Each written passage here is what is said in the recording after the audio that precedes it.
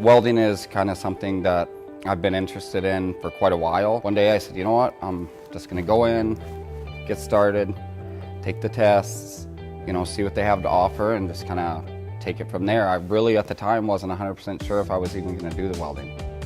Everybody was very helpful. The instructors were great. All of my teachers for math, the college 101, everything that I had, everybody was more than helpful.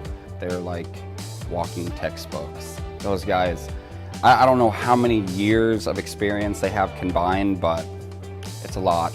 They're the best. I was nervous about taking my test. I'd been out of school for a while, but they were accommodating. They said, we get you a tutor, we'll help you do whatever that it takes to get you there.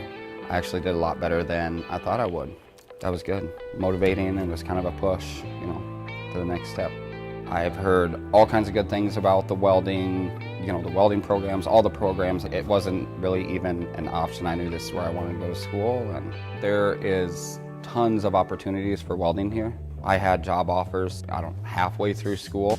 I think anybody could do it.